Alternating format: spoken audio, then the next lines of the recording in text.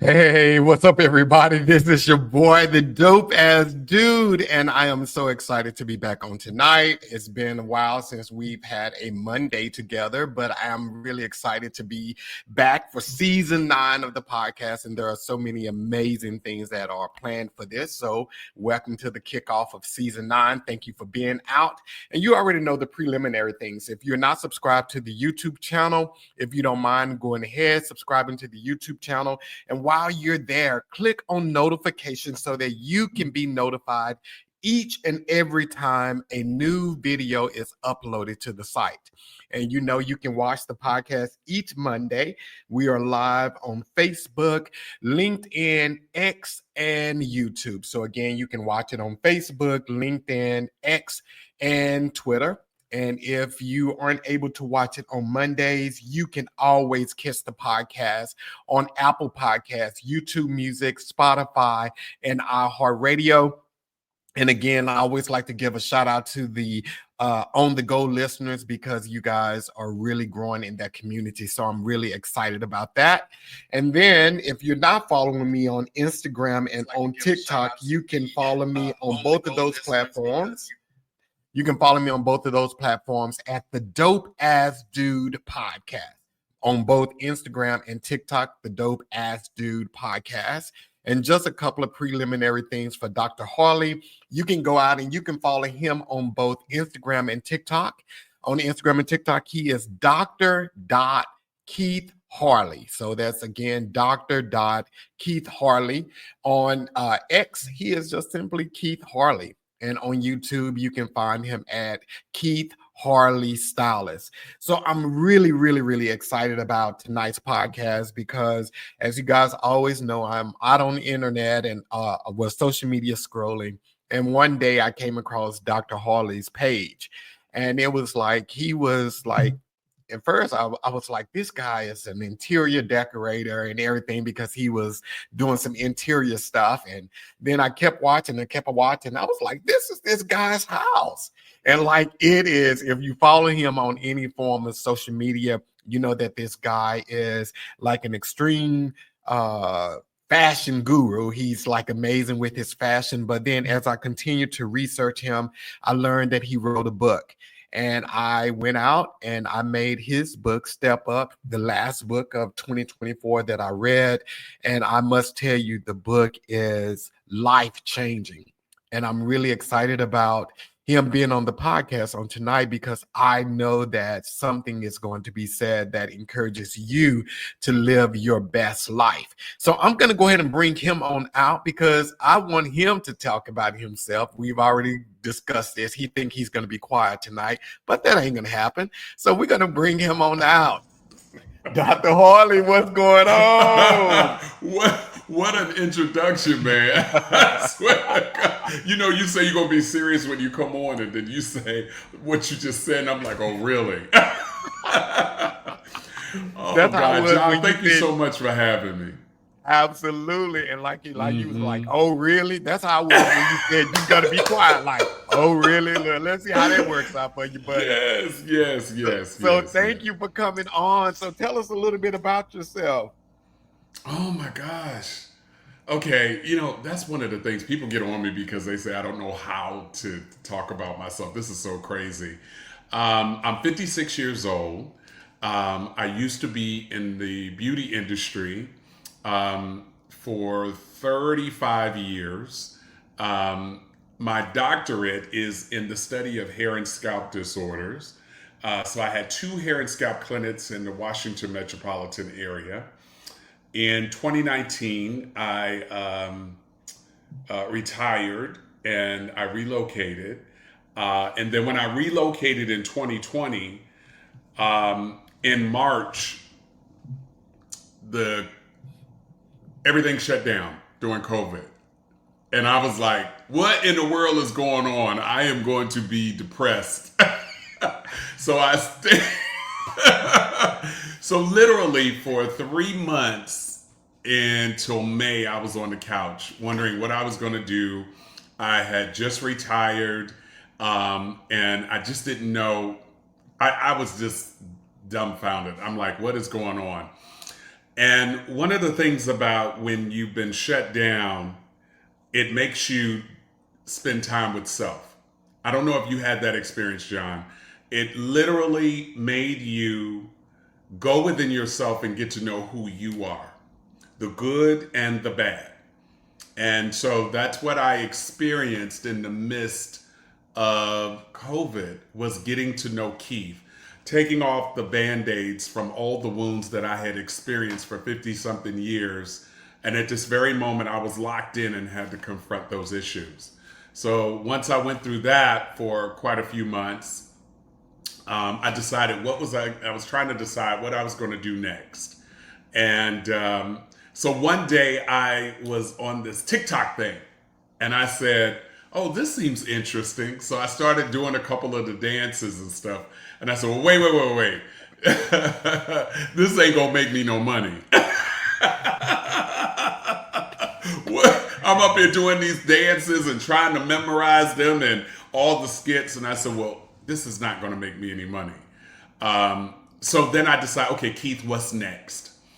And I decided to take my life experiences and finish my book that I had started 4 years prior to that, and decided to become a full-time influencer where we focus on fashion, food, travel, decor, motivation, and inspiration.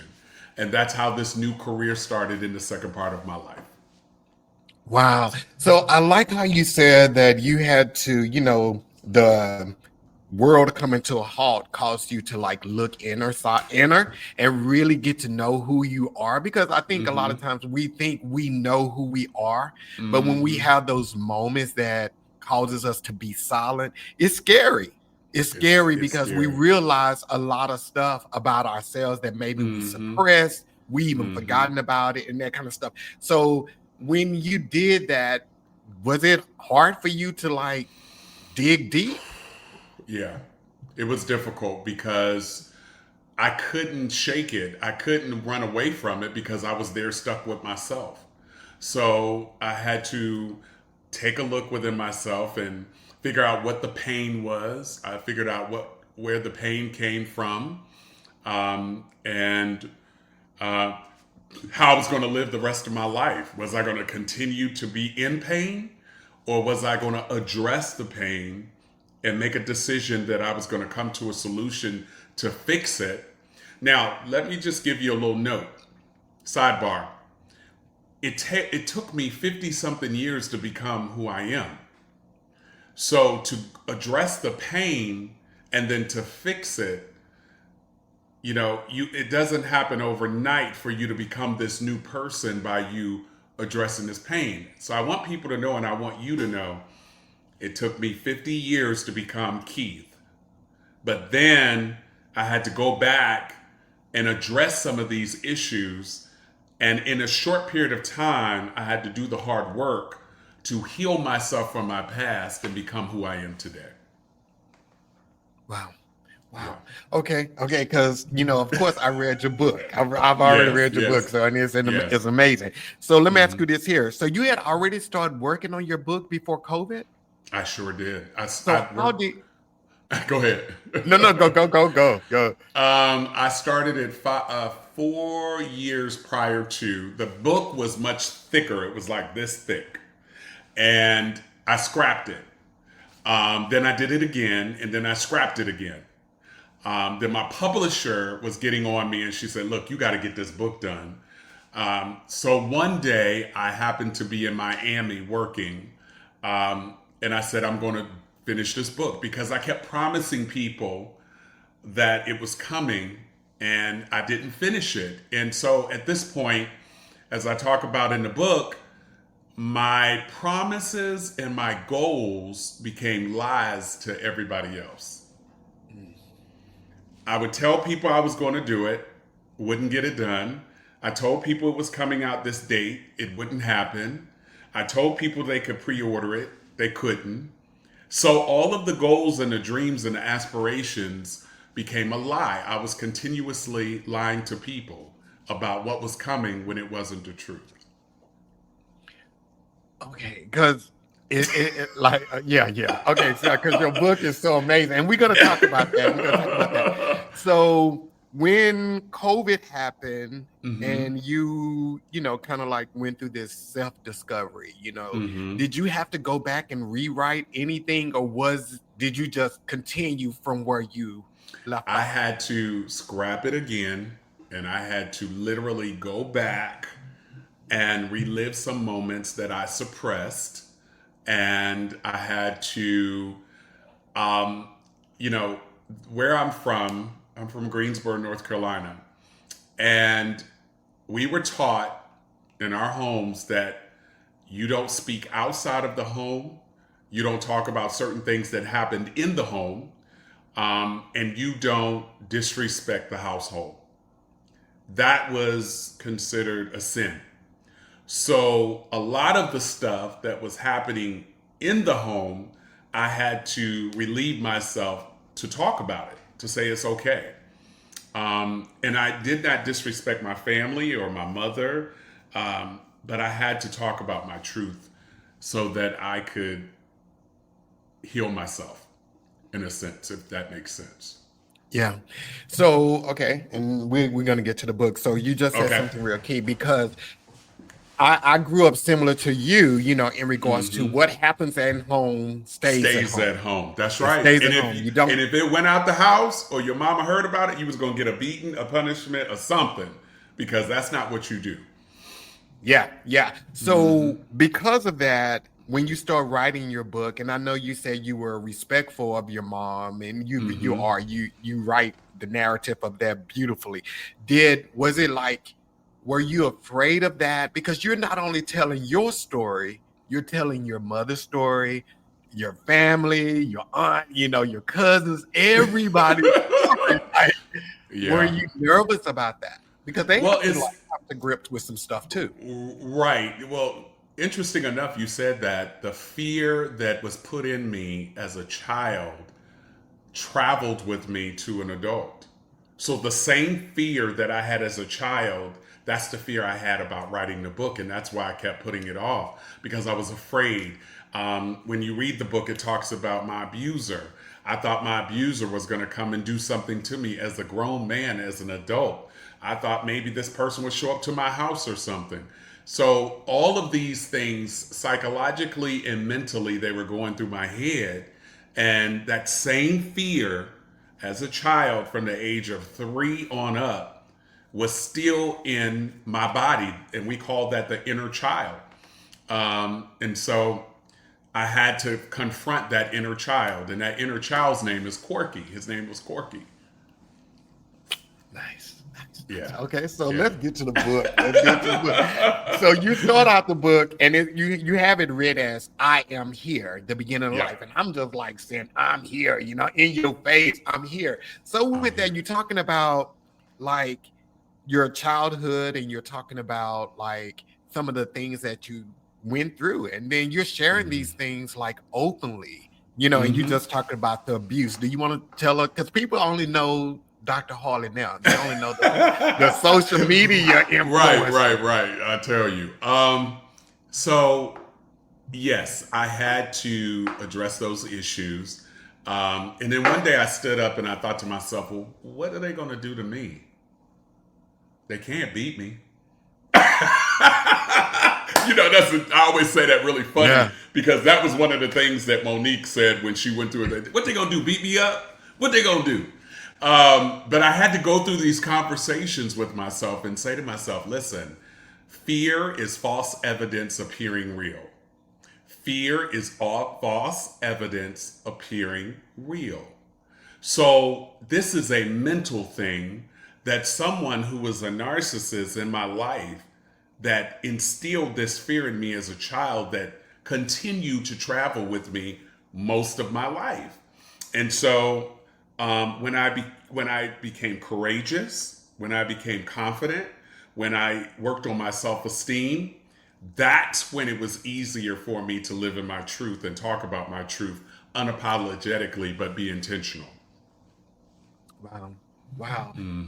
And I mean, when I read your, you know, the book, your story is similar to a lot of stories that I've Mm-hmm. heard from others, abuse Mm-hmm. within your family. And then you Mm-hmm. talk about like, who do you go to for help? It's so many people, they they are afraid to go. And I think the youth of today, the advantage that they have, their parents are they're more open to listening to them. But because Mm-hmm. back in the day, some people, they would go to their family and they would tell them what happened, and their moms be like, no, you're lying, he didn't do that to you, all of that kind of stuff. So it was Mm-hmm. like, so Mm-hmm. as a man, Mm-hmm. like, what do you say to other men who have experienced some of the, abuse? Because you had mental, physical, and Mm-hmm. physical abuse. What do you say to other men that experienced that?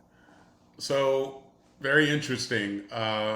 Any speaking engagement that I've done, any workshop that I've spoken at, to men and women, um, 50% to 70%, almost 75% of the group have had that experience. They either suppressed it, did not talk about it, or they kept it with them for most of their lives and never ever discussed it. My brother, who I write about in my book, um, he talked about it with his wife and his daughter when the book came out. They came to my book signing, and that was the first time that his wife and his daughter read the book. And it was a very interesting moment because we were all sitting together when it happened and we discussed it. So, you know, but here's the thing, there's a lesson in this, and I want people to understand this. Right now, right this very moment, and then as I've talked about it, because I was so used to being one way, like this very moment when I say it, I am convicted in what I'm saying. I normally look for something to be wrong when I say what I just said to you and your followers. So just as it came out of my mouth, I'm looking for the pain. I'm looking for the suffering. I'm looking for somebody to do something to me. I'm looking out the window to see if somebody's going to go. But guess what? It's nothing there because I've done the work so that I don't have to suffer from my past any longer. So, as I was speaking the other day, I said we look for pain that is no longer there once we do the work. Because once you do the work to become who you need to be, it becomes unfamiliar territory. So you have to have the confidence of being in the place of the work being done. But often, sometimes people are not strong enough to stay in that space, so they go back to who they used to be because that's what's comfortable for them. Make sense? So Absolutely. I'm saying to you, saying to your listeners, it's not going to be an easy job to do the work to heal thyself. But once you heal thyself, it's going to be continuous work to stay on the path of healing. Now, it's a lonely space in the midst of healing. When you're in the midst of healing, you're going to look for things. You're going to start thinking about some things, and you're going to be without other people in that space. But I want people to know, and John, you could probably understand this, is God will put you alone to address some of the things you haven't seen. And then he will put you alone to protect you from what's coming. So he sits you back to move the mess aside so that he can prepare you for your blessing. You cannot understand or receive the blessing amongst chaos. It's just not going to happen. So you got to clean yourself up. You got to fix yourself. Because what you do is you continue to bring that trauma, that drama, and that mess to new relationships and situations, and they don't work out because you did not heal yourself from your past. Oh my God. Okay, that's really, really good. Okay. That's really, really good. That's really, really good. Right. Okay, so let's talk about that though, because like we hear people all the time now, therapy just seems like it's so cliche now. Everybody say, oh, I got Mm-hmm. a therapist, I'm doing this here, I'm Mm-hmm. putting in the work. But people Mm-hmm. really don't understand that like how you described it, healing sometimes is lonely. It's not always a easy thing, and it doesn't mean that you have to play. I think a lot of times when people are going through the healing process, they're putting themselves in the victim role, like something has been done. Now you're not you trying to be better in the future. Something may Right. have happened to you, but you're trying to be better in the future. So how do you, if somebody is listening tonight and they are at a place that they want to be different, but like how you said, we always go back to the familiar. They've tried once before and then they found themselves missing, well, not even missing what they left, but they found themselves, maybe life is not going the way it's supposed to go. And then, of course, those voices started going, oh, well, you need to go back. You should have stayed where you were. Things was good that when it really wasn't good. So what words of advice would you give somebody to stay out and to keep moving forward? First of all, stop trying to fix people to be right for you because you're not willing to fix yourself to be right for you. That's first. We always make this mistake. Oh, he or she is just right. I just got to tweak some things about them to be right for me. But usually what happens is when you're trying to fix other people, you still haven't addressed the issues that you're dealing with. And let me give you all some signs of people that are always trying to fix people.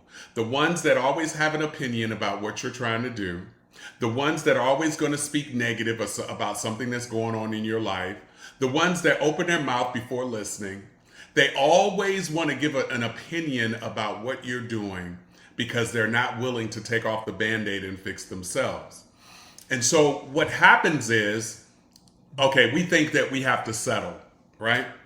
We think that we have to settle and say, okay, he's cute, she's cute. I'll take this, I'll work with it, I'll fix it. And then you mold them and shape them into being just right for you.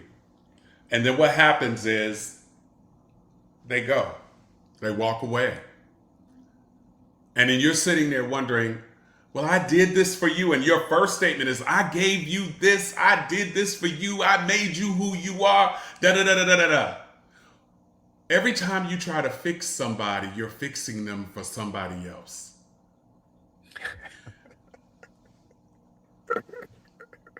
Are y'all listening?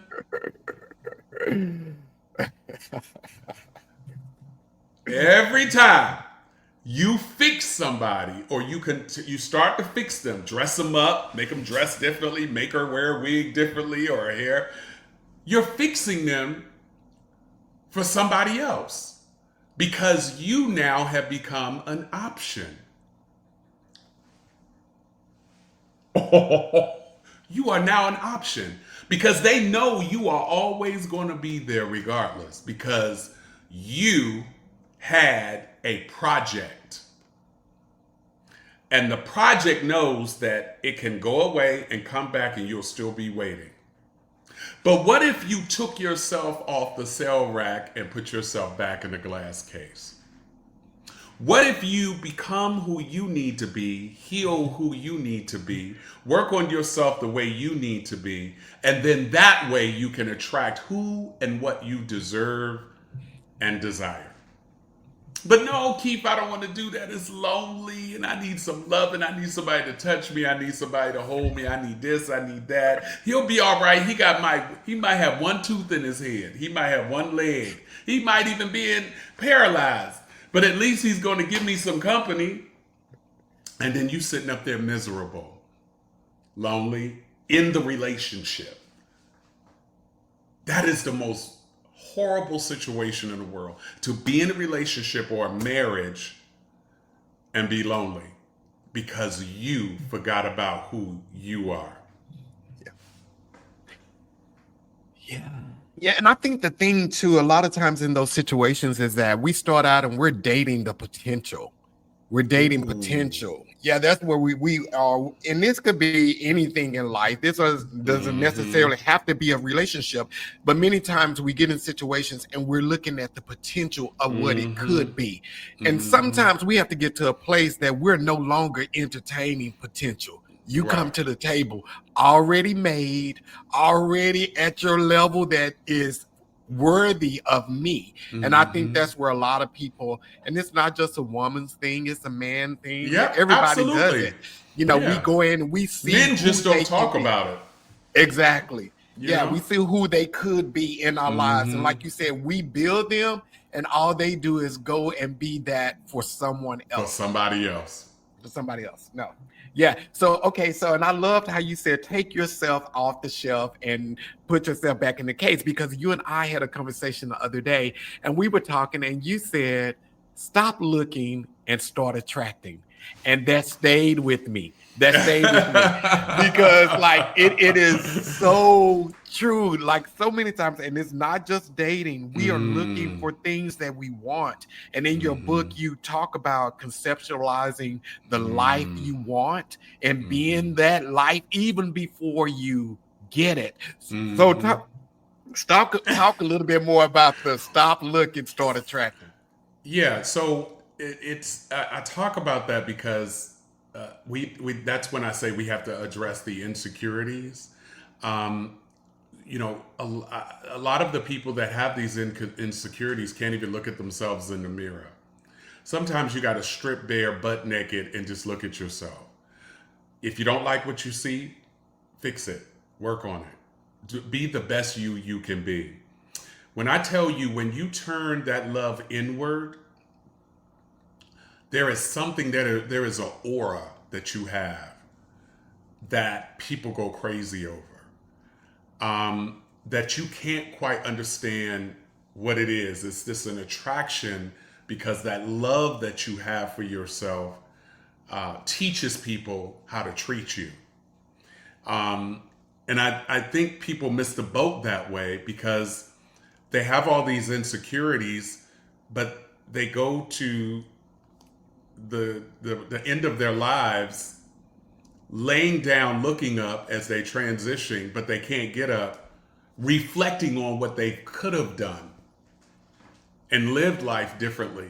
I don't want your followers, I don't want you, I don't want anybody to have that experience. And while you're hearing it now from me, I want this to be embedded in your DNA that the more you love yourself, the more you will attract what you deserve, the more you will teach them how to love you and treat you. And you will have an impactful life, I promise you. But if you continue to go down the path of people pleasing, which devalues the value of who you are in your existence, you will continue to have the same problems over and over again until your life ends. The transition may be quick or it may be slow. Regardless, the transition will happen and you will still reflect, whether it's a millimeter of a second or it takes you 7 days. You're going to reflect on what you coulda, woulda, shoulda done. Don't live life in regret, because I wouldn't want to see that for myself or for any of you. So, Dr. Harley, so you said like start loving yourself. And I think this is something that's hard for people to do. Mm-hmm. And the funny thing is, I think that we have to extend grace to ourselves because we go through Mm-hmm. different stages of life. And I never Mm-hmm. forget when I turned 50, I felt the freest I've ever felt, but I felt the most lost that I've ever felt because I was like, Mm-hmm. who is John supposed to be at 50? I just didn't know. And it's like, Right. I lived 50 or 49 years before that. And it seemed like by now I would be sure of who I was. But I Mm-hmm. really felt like I didn't know where I fit in. I didn't Mm-hmm. fit in this group. I didn't fit in this group. I didn't fit in Mm-hmm. this group. And I just felt a little bit lost. But I had to, and I never forget, I was on the call with my therapist and I was crying about that because I just didn't know like who I was supposed to be. And she shared with me like extend grace. And my Mm-hmm. best friend, he's a Korean guy. He told me, he was like, hey, John, you're 50. This is the first and only time you've been 50. Mm-hmm. It's a journey. Live your life. Do what you want to do. What you do love, do it again. If you don't love it, Mm-hmm. don't do it anymore. And just figure out who you are. And I think that's what people have to do to get to this phase of loving themselves, like get to know who you are today. Life has changed you. Relationships change you, jobs change you, but find out who you are today and start loving the person you are today. The good, bad, ugly, all of it. Just love it. I think I'm going to explain it to you this way. So what you experienced was, uh-oh, did I? Okay. Can you see that? Yep. You transitioned from the first part of your life to the last part of your life. This is the first part of your life is when you learn all the lessons.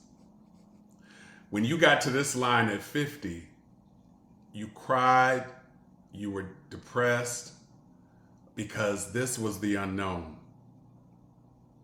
because you were transitioning. And I'm going to give all of you all a very hard fact. When you're transitioning to last, you're headed to the end. The question is, what are you going to do about it from this line to the end? What are you going to do about it? Because you can't go back here. None of this is going to happen ever again. So those of you who are wasting time in the first is gone. Now, let me give you a hard fact. The second part towards the end is shorter than the first part. I want you all to digest for this for a minute.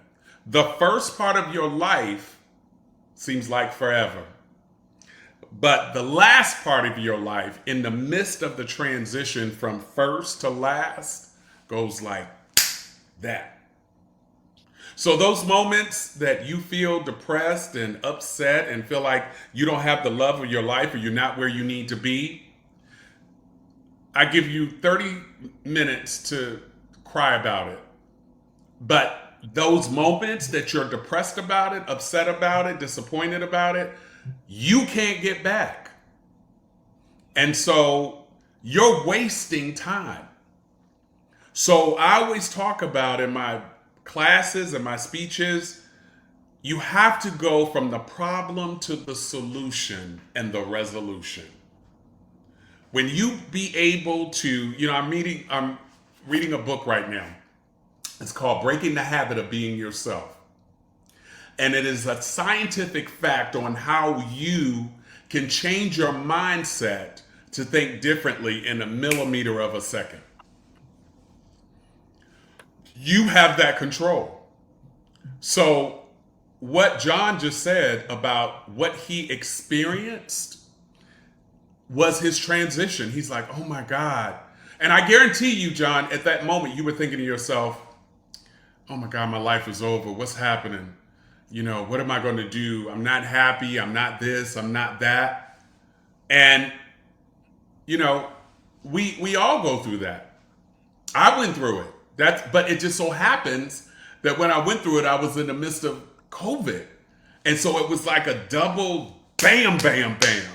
Because I couldn't get up and run away from the problem. I couldn't get up and run away from what I was feeling. I had to sit with myself in it, knee deep, and address it.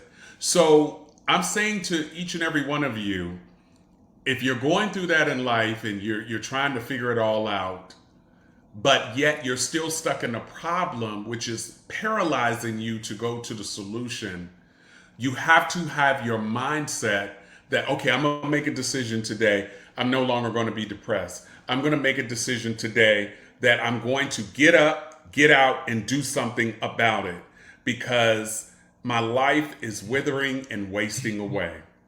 And that is literally the way you got to talk to yourself. The last is shorter than the first. Yeah, and the good thing about that is that it should inspire you to go out and do everything you want to do. Like absolutely. Life, I tell people I have more years behind me than I do ahead of me. So whatever time I do have ahead of me, I'm going to make it the best years of my life. I do everything I want to do, unrestricted.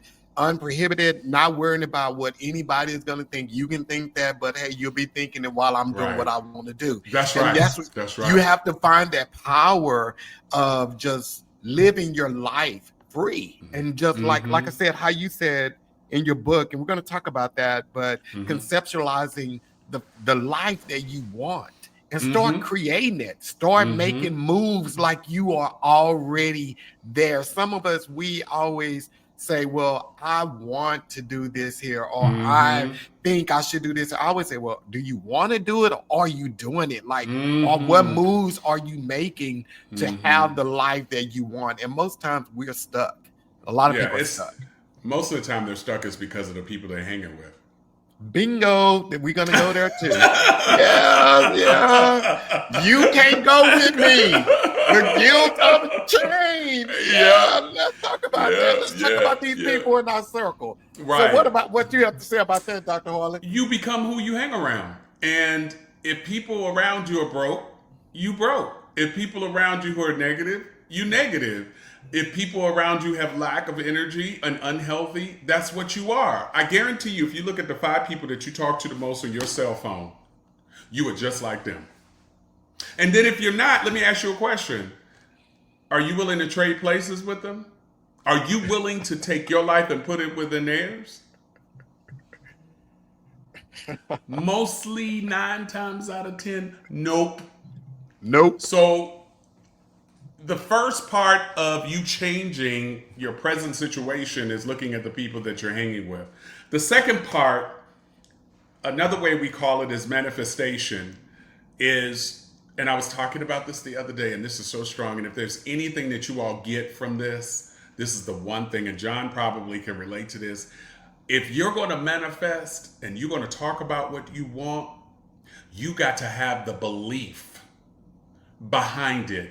The reason why it has not worked for you is because you don't have enough belief behind it. Because if you had the belief that this could actually become your reality, then you would get up off your butt and do the work. But because you don't believe and you're still living in the dream, you still sleep and you're sleeping on yourself. But what if one day you just woke up and say, I'm tired of dreaming. I want this dream. I want this goal. I want this thing to become my reality. It starts with, I believe I can. I believe I will. I believe that God is going to see me through. That is the one thing that you're lacking. Then let me just give you a little cherry on top of the cake, because this is deep for me. Then what happens is you say, okay, I'm gonna give it to God. Right, John? You say, God got this, God gonna take care of this, God gonna give me that. But then what you do is, as soon as you give it to him, you take it back and try to do his work.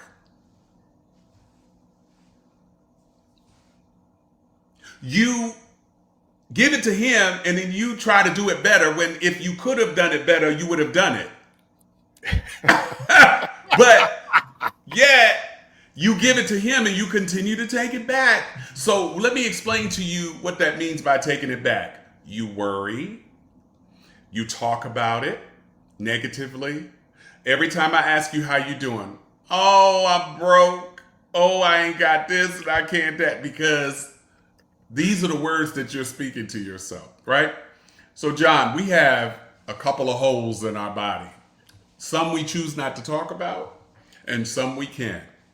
Let me rephrase that. Let me say it one more time so y'all get it. We got a couple of holes,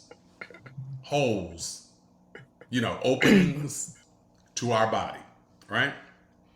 And we want to talk about some of the holes, and some we do want to talk about. But let's talk about the important holes in our body: the mouth and the ear. Okay? What you hear comes into your head. What is in your head comes out of the hole in your face, out of your mouth, right? And then when it comes out of your mouth, it regurgitates back to where, John? Back here. Yeah, because you So hear it. what you hear what you're saying out of your mouth. And not only are you hearing it once, but you're hearing it twice because you're having a conversation in your head. So you're hearing it three ways. The problem is if you're speaking negativity, you're hearing it three ways. If you're saying you broke, you're hearing it three ways. So that's why you're broke. All of these things that you're saying, you're continuously hearing it, not only from the people that you're hanging with, but most importantly from yourself. So my question is, what you gonna do with it? When are you gonna change the conversations that you're having with yourself? When are you gonna change the conversations that you're having in your head? And when are you gonna change the conversations of what's coming out of your mouth when you continue to hear it and spew it out on a regular basis? It's a Yeah. leap. Yeah. And the funny thing about change in our circles, I think that we get so loyal to people. This person has been my friend since kindergarten, but what value are they adding to your life today at 40, 35, 50, whatever age you are? What value are these people adding to your life now? And like you said, we become who we hang around with because Right. it is a normal thing. We do not want to be the one that stand out. We Right. say we do, but when it comes to our family and our friends, we conform and we try and fit in, even if it requires us to suppress who we are to You make know what them that comes feel from? better. That's fear. That's insecurity. You know, for the first time in my life, I don't know about you, I don't give a damn what people think. I really, it is none of my business what you think about me. And I'll be very honest, I did not come to this until maybe 52, 53, because I was putting too much hope, love, and respect in other people. I was putting people on a pedestal that didn't deserve a stepping stone. I was, you know, I thought that certain people were friends. I thought people were close to me, and then coming to find out, certain people will do that for the benefit of themselves. Family members will do that for the benefit of yourselves. If there's another thing I can tell you, I think I put this in the book. If not, it's not in this one, it's in the one coming. You can't choose your relatives, but you can choose your family. If you want a certain family around you, choose it. But their relatives, they can stay relatives or they can stay family. But you have options. Choose wisely. Yeah. Wow.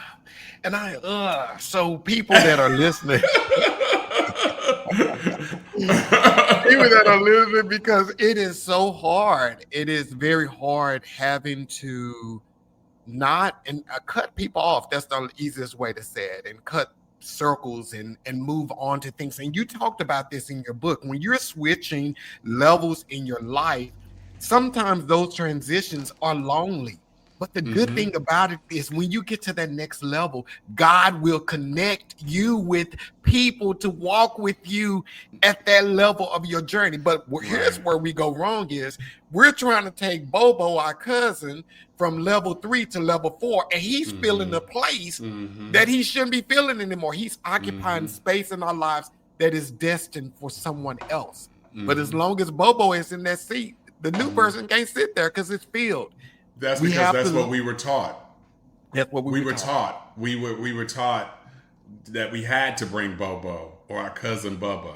We were taught that and um, but listen, I always do. I always do something. Okay, so I want you all to have an analogy. Now I'm from the country, right? And in the country, we had these porcelain cups. And my grandmother used to drink from a porcelain cup and she would drink Sanka coffee. Y'all remember Sanka? And in that Sanka coffee, she always had to have a saucer and a cup, right? Now, here's the issue that people make in life, the problems that people have in life.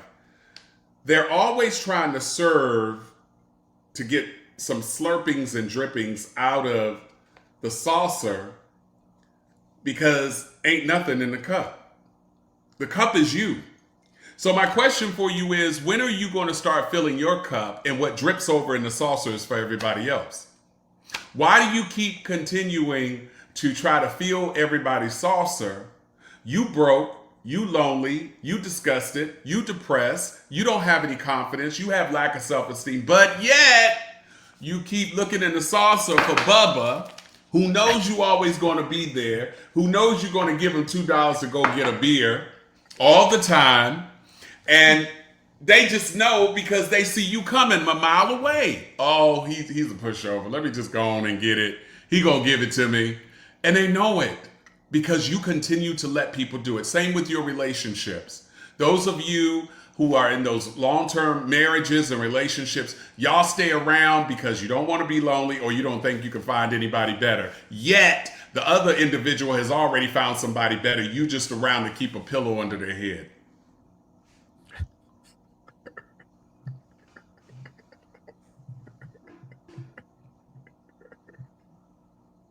Mic drop.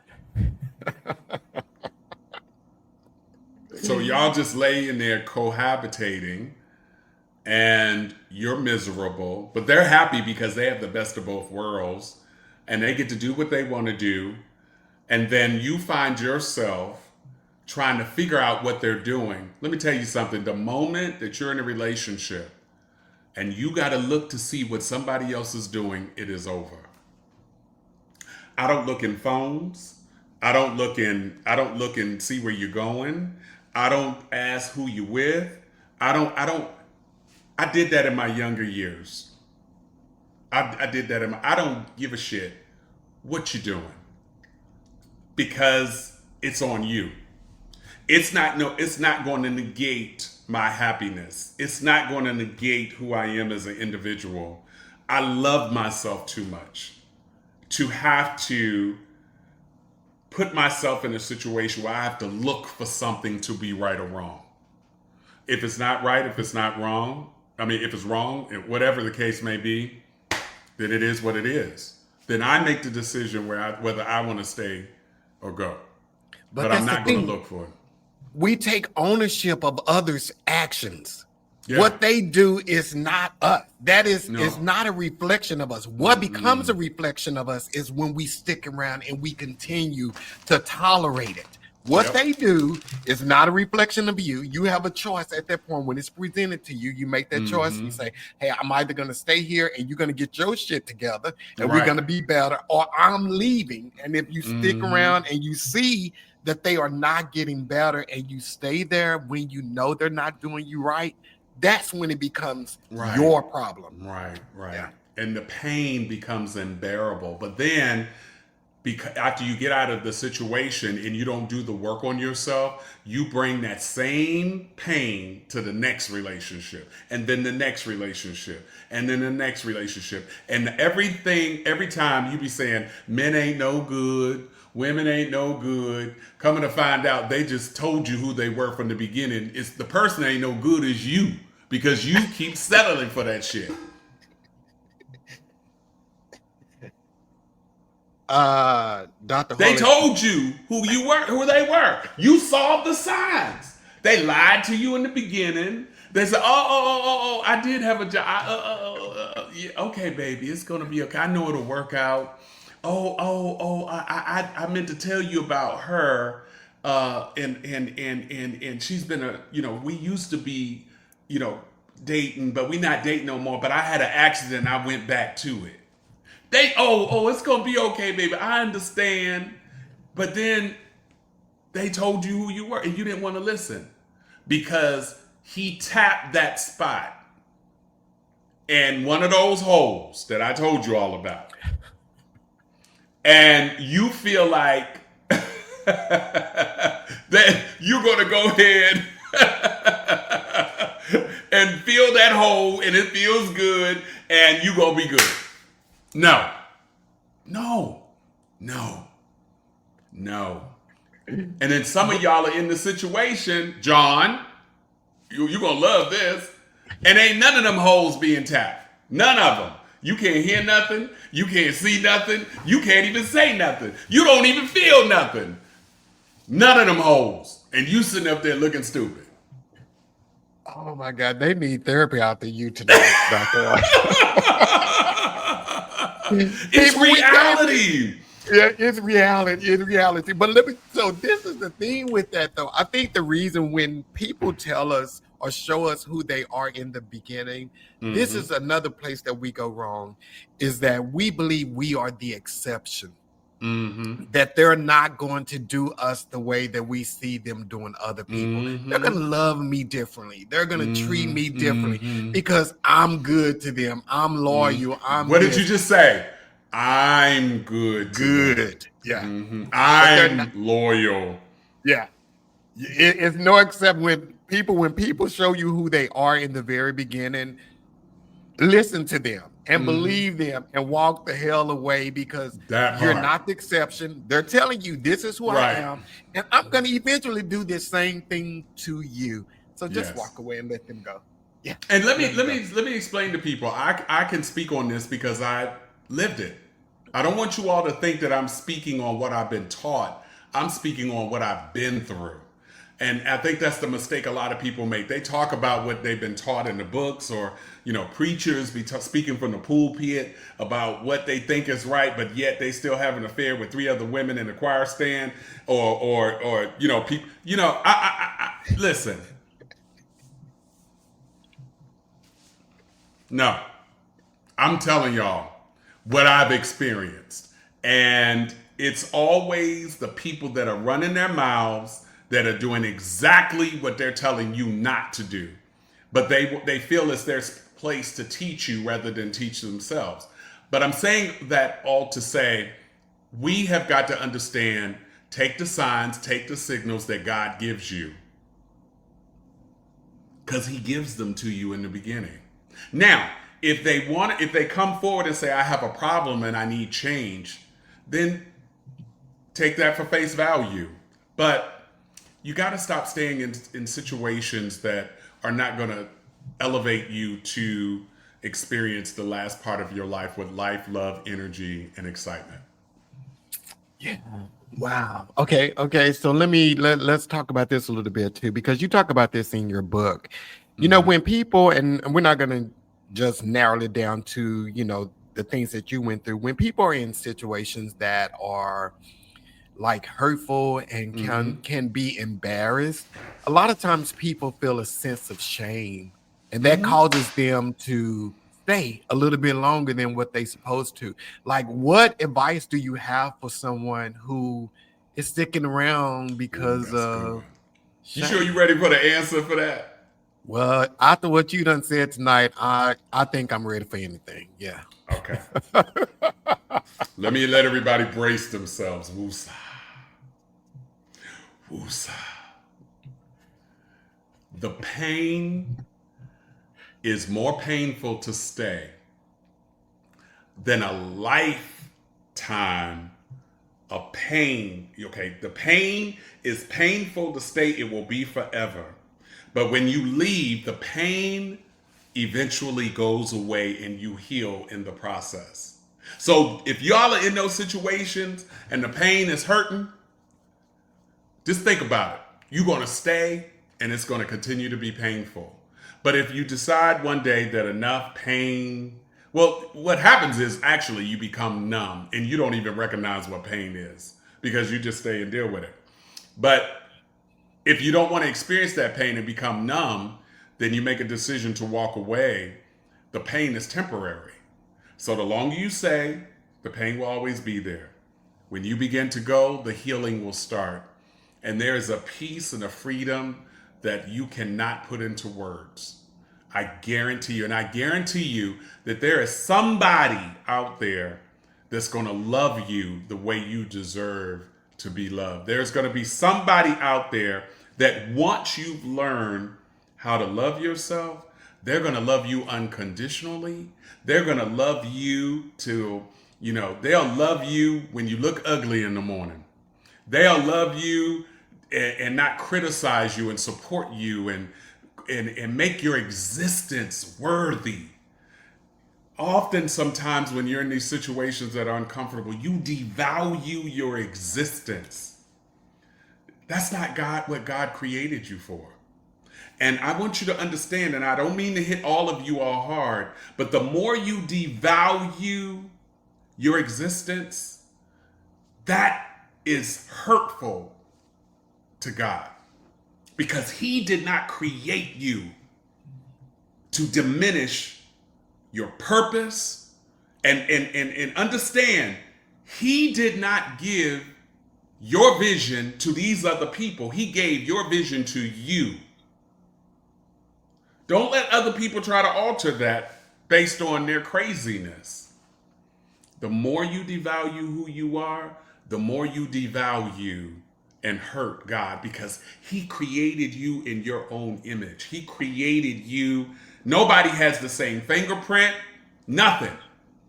You are you, and you are you. And so every time you diminish that, you're hurting what has been created. I'm going to tell you something real quick. And this is what really did it for me.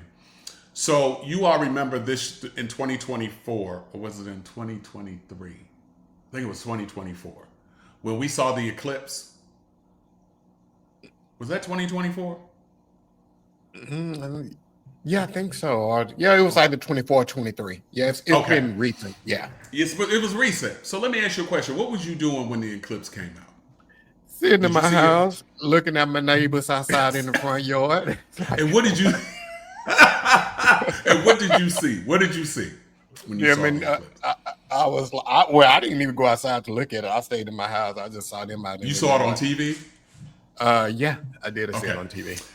So let me tell you, I went out back. I went outside and I experienced the whole thing. Um, and I remember how it got pitch black dark. And when it got pitch black dark, I saw an eyeball. I want you to go back and look at it on YouTube, okay? There was an eyeball looking at us. And those of you who were in the line of seeing it, it was one of the most incredible things I've ever seen in my entire life. And I don't know if I'll ever see it again. But that's when I knew He was real. If you didn't have any if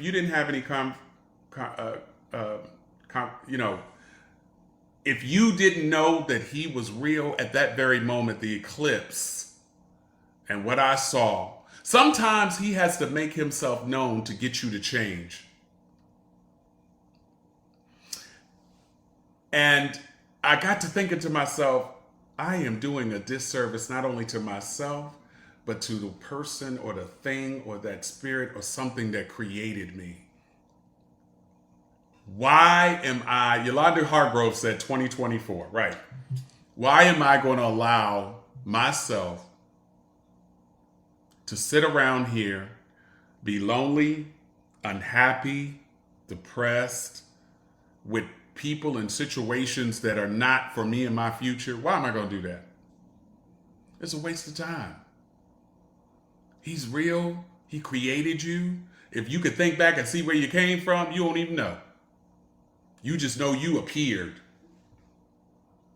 So the same way you appeared, John, is the same way you could disappear. What are you going to do between the appearance and the disappearance is the question. Are you going to waste it on some crazy person that don't give a doo-doo about you? Are you going to waste it on a person that doesn't respect you? Are you going to waste it on the past that you can't do nothing about because it's gone? Are you going to waste it on people who you think care about you but don't know how to respect you or love you the way that you deserve? You have choices. Choose wisely. Oh, I love that. I love that.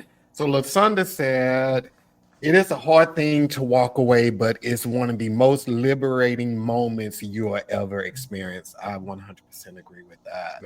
That's absolutely true. Yeah. That is So one absolutely. last thing, Dr. Harley, before we go, and you talk Mm-hmm. about this in your book, and that's forgiveness. Because Mm. sometimes people think, and you say this in your book, forgiveness is for you. It's, it's not really, it's for them, but it's for you to release. Talk about forgiveness a little bit. Like, how do someone forgive someone that has hurt them horribly? How do you do For that? well, John, hear me loud and clear. Forgiveness is for you, not for them.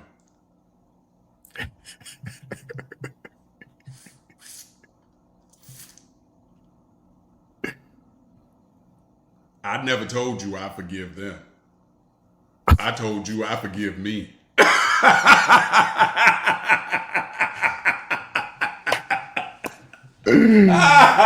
Look, Oh my God. you ain't never heard me say, I forgive them. And you will never hear me say that I forgive them. What I'm telling y'all publicly on this live, on this replay, I forgive me because I'm the one who allowed myself to go through it. I didn't say I forgive them. Do I forgive my abuser? No. Do I forgive the people that hurt me? Absolutely not.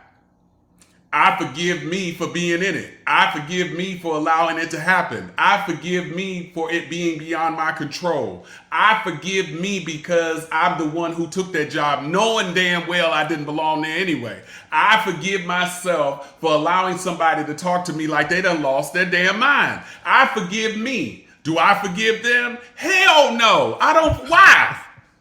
They don't care. True. Let me tell you something, John. People don't give a damn about you. They have gone on about their business. They have hurt you. They've done all the things, and they are living their lives. Trust me, you are the last person they're thinking about. And those of you who are in these relationships and situations, they not thinking about you. Y'all better to get it. I'm telling you all, people do not. They do not concern themselves with you. They're concerned with themselves. And the moment that you put yourself first, that's when things change. I guarantee you. So the answer to your question, no. I don't forgive none of them people. So let's talk about that because you have a strong faith in God. You have a strong Yes, faith Lord. in God. You go Praise to the church Lord. every Sunday. Yes, Lord. Yeah, you do. Not every Sunday, but not every Sunday, but you do Right. regular. You do Right. regular. So let's talk about that. So because we're taught that we are supposed to, we're taught as young to forgive and forget. As we've evolved, we understand that maybe you can forgive, but you don't forget because some things you just don't forget John. that happened to you. John. So yeah. So why? Does it say in the Bible who to forgive? No. Can somebody tell me in the comments? Does it say forgive them? Does it say that? Does it say? I just want to know. Forgive my transgressions. Yeah. Okay, forgive my transgressions. But it didn't say the person in the transgression, right? Come on now. John, somebody correct me if I'm wrong. Anywhere in the Bible does it say forgive him or her? I want to see in the comments. You can see the comments. Okay, so let's talk about that a little bit. So, Okay. if you don't forgive, let's say going off of what you're doing, if you don't forgive, how do you move past that? Like, how do you move forward from it? You forgive yourself for the experience and you move on. Because when you begin to focus on forgiving somebody for what they've done to you, they are still part of your life. Because guess what? You're trying to do the work to forgive them. Let me ask you a question, John. Have you been in a relationship where somebody has hurt you? Absolutely. How long did it take you to forgive them? Okay, so that's I'm glad you asked this type of question because I think that's the thing of because I can forgive anybody for anything. I really can. How long did it take you to forgive that person? Probably a while and multiple times, and that's What's where a I was while? going with it. Depending on the transgression, I guess it could be. No, transgression ain't a friend, ain't a person. Somebody give me somebody give me the definition of a transgression, because the last time I checked, transgression is not human, right? Right or wrong? Okay, so the Saints are coming.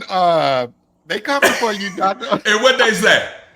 So hold on.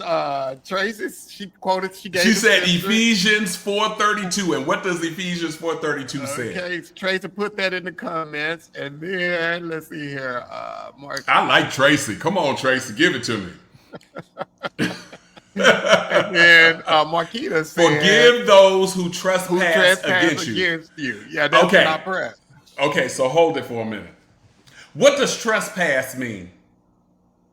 Violate, cross lines. Come on, yeah, you violate. You cross the lines. So Right. you forgive those who cross the lines in your life. Right. So most of the time they move it, right?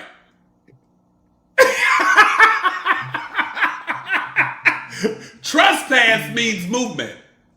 They done moved through you, done what they got to do to you, and they keep on going. So I forgive the trespass, but you will not be forgiven nor forgotten. I'm just saying. I know they gonna get me, but that's just the way I feel. If put it this way, let me give you all the hard truth. In my book, I talk about how a family member abused me from the age of 3 to 16. Right? And Y'all then got to get it. I carried that abuse till I was 50. I can forgive that person if I choose to, right? But I needed to heal myself for allowing that to go with me for the rest of my life. Someone just said, forgive those who trespass against you. Right. You right. Y'all right. Okay. I get it. I wasn't looking at it that way. I maybe I do forgive and I don't forget, or maybe I let it be for what it is and not think about it anymore. I don't know what it is. I'm not gonna try to pretend like I do, but I don't know about the word. Yeah, I gotta think about that because I've been through some hard stuff, and I don't have any anger. And I'll be very honest with you, I would not be the man that I am today if I had not gone through what I went through. So I'm grateful for the good and I'm grateful for the bad, if Right. you will. Yeah. But all jokes aside, there's a level of forgiveness or forgettingness. I don't know what it is, but I have to put some, I have to think, I have to pray. Look, John, I got to pray on it.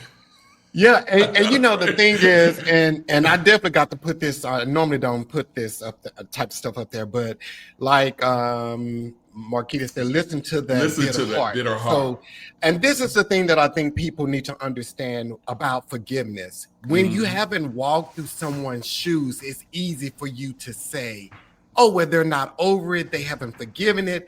They haven't done that." But it's some things, like you said, you will never ever deal with someone that did something, a particular act to you. It's some Mm-hmm. things some people will do to you and you say, fuck you, I'm never dealing with you again. Mm-hmm. Some people Mm-hmm. will say, oh, well, no, you're supposed to Mm-hmm. forgive them. Mm-hmm. No, I have forgiven them, but I'm choosing not to deal with them. So I think people think, oh, well, he has a bitter heart because you're saying what you're saying. But I guess once they get your book and understand what Right. you've been through, then it's a little bit easier to understand why you could say that. And listening and Mark, is that Markeen? Markeen? I don't have a bitter heart. I don't have a bitter heart. Um, and similar to what you just said, there when you've been through some things, like I know a friend, my best friend, she suffered in a marriage where she was abused, beaten. She went to work with a black eye all the time. And I gotta ask her. I'm gonna ask her about the word forgiveness. You know, it's not necessarily. I wouldn't say a bitter heart, but it may be what you just said. You just would never deal with that person any longer. But when I question myself, do I have a bitter heart? I know I don't have because I know what type of man I am, and I know based on what I went through, that's how I treat people. I treat people with what I didn't. I treat people how, not what I've been through, but how I wanted to be a better person and love on people. Um, but I guess, you've given me, all of you, and I want you to know, you all are teaching me something as much as I'm teaching you.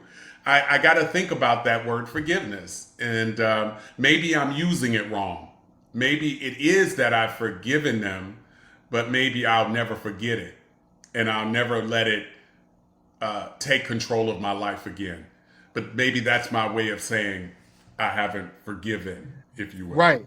And I think too, this is another thing that people have to understand is that forgiveness is something that takes place multiple times for the same act with some Oh, people. absolutely. Every day you may wake up and you'll say, oh, I forgive this person for that. And then tomorrow you wake up and that same thing is bothering you again. Or they repeat it again. Or they repeat it again. Yeah. And you have to say in those moments, I forgive them for that. Sometimes you have to forgive people until it no longer triggers you, till it no longer hurts you, and it's not just a one and done thing. So I can't say whether or not, and I can't judge you if you have, or if that person is deserving of forgiveness, because I haven't walked in your shoes. And once we learn to allow people's story to be their story and mind our own damn business and stop being judgmental and critical towards people, then the world be a little bit better. Yeah. So I don't like that type of stuff. I don't like that. Let people, whatever their story is and whatever their journey is, respect that and shut the hell up. Right. And if because you don't agree people with don't it, shut up. understand. Yeah, people don't understand the pain that they've never experienced. Exactly. Should so- a woman that's been raped, is she supposed to just forgive that man who raped her and violated her and say, oh, I can be his friend? No, we want to put levels of what we forgive people for. People stop that. Yeah. And I'm going to put it to you all harshly. I was literally raped for 14 years straight, consistently. And so it's hard. I used to could not talk about this. And I want you all to know that there are far more men that have experienced this than you can ever imagine, that either suppressed it or put it into darkness or put it in their closet and haven't talked about it, or sometimes it may come out later. But it's mentally, you've given me something to think about when it comes to the word forgiveness. So that's something I got to think about. I'm being one thing you'll know about me, John, I'm extremely transparent and organic. I'm not going to pretend. If I'm wrong with this thing, forgiveness, then I'll take responsibility. But I'm gonna have to do some research on that.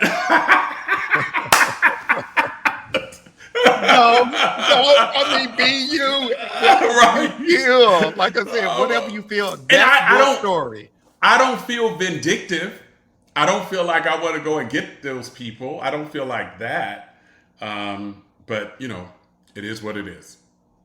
Yeah, it is what it is. And until somebody has walked in your shoes and understands your path, and I'm not just, when I say you, I'm talking about people in general. I think that's what we have to understand, is that we don't know what someone has been through to be where they are. And I encourage the people who are in a place where you have been hurt and you have been broken. Like I said, forgiveness sometimes is something you do every day until it no longer triggers you. And in that process of forgiving, like you did, you extend grace to yourself and you forgive you for allowing those things to happen. And you forgive yourself for sticking around in situations that you do not deserve. And that's what forgiveness, like you said, it's more for me than it is for you, because I want to forgive you to a place that when I see you, I don't give two shits about you. You don't bother me. I ain't got to speak to you. Don't talk to me. And we all good. I feel nothing for you.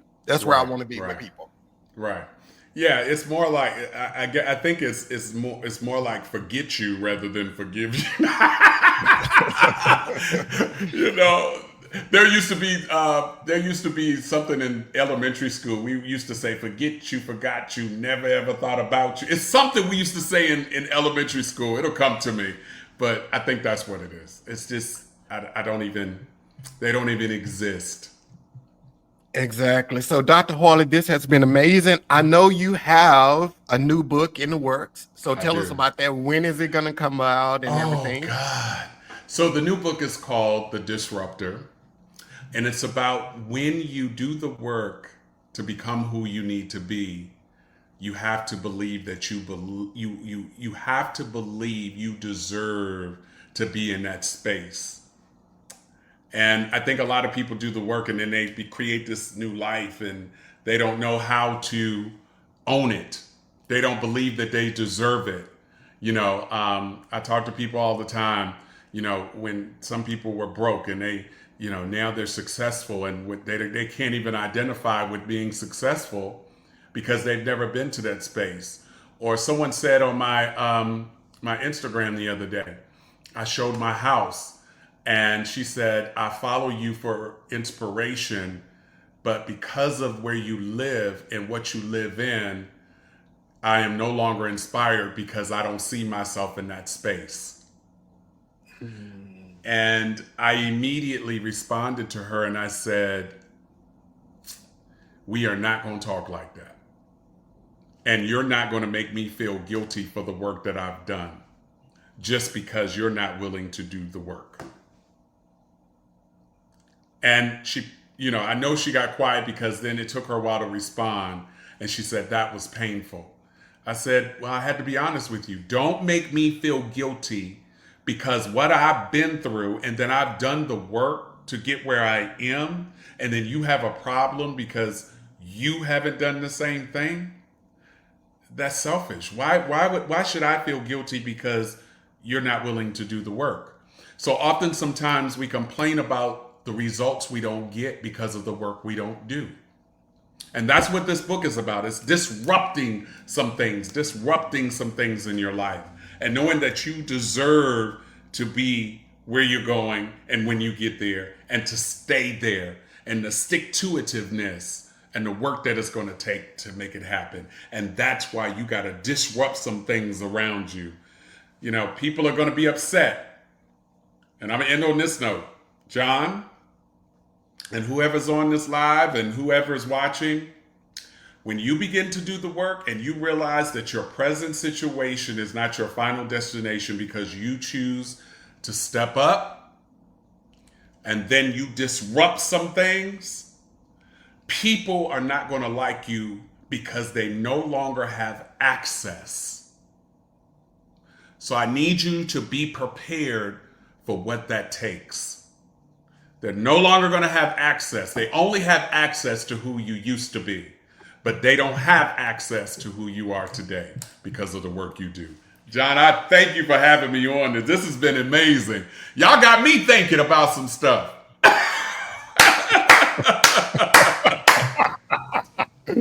Yeah, but I'll probably need to call my therapist and set up an appointment tomorrow.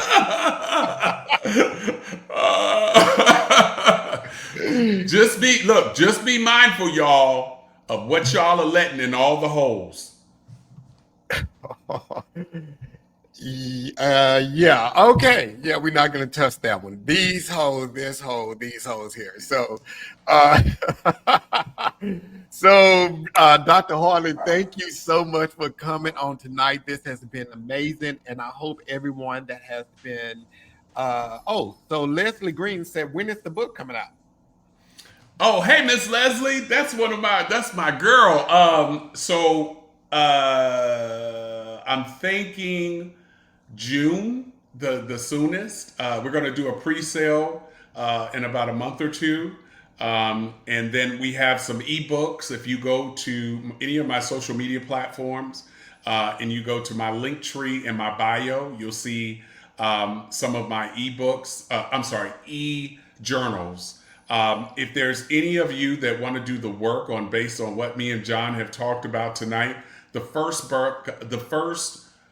e-journal that I would suggest that you get should be The Inner Child. Before you do the work of who you are today, you got to go back and do the work of who you used to be as a child. And that will set the foundation of where you're going. So I would start there. Nice, nice. And just a shout out to Yeah. Dr. Christie. She is Oh, actually she's she's on on. here. Yeah, she's on here. She's one of Dr. Harley. Her and Dr. Harley works together, and I've chatted with her on the phone and email. Thank you for tuning in, and absolutely, yeah, post the link for sure. If you have the link to post in the chat now, please post it in the chat. I can't believe But she had time to be on here for me. What? hey, you Dr. Keith Harley. You Dr. Keith Harley. I'm So telling you, hey, man. Thank but you. you guys go out and follow him on Instagram and TikTok. Again, he is Dr. Keith Harley. He does like some incredible things. He go live all the time, and he is like an extraordinary cook. You're gonna have to have me over for Sunday dinner, man. I see you on there throwing down. So check him out. Everything that he does, it is inspiring. I'm telling you guys, it is just. He's one of the most inspiring people I know, and I'm happy about being connected with you, Dr. Harley, for sure. Thank you, John. Let me tell you, when you reached out and I went to look at some of your, we always do our background checks. I had to see who you were, brother. And I tell you, your energy is infectious. And it's clear that you have done the work to become who you are. And you have a message that people need to hear. And if there's any one thing that I could tell you publicly, is continue to do what you're doing, because people need to hear it. People need to see it. The energy that you have is infectious. People need it. So continue to do what you do, brother, because we need it. All of us, including myself. Thank you, my brother. Thank you. You're And welcome. everybody, we will see you next Monday. Next Monday, we are leveling up on fitness. We got a fitness trainer that's going to be on here, and we're going to talk about some goals and maintaining and everything. But everybody, please go and like this video, YouTube, Facebook, so that it can be shared with others just like you. And then also share the link. Please share the link and follow Dr. Keith. Let me give you his information again on IG and TikTok. He's Dr. Keith Harley. On Twitter, he's Keith Harley. And then on YouTube, he has a YouTube channel. It's Keith Harley Stylist. So check him out on all of those platforms. And we will see you guys next week. Peace. Peace. Peace.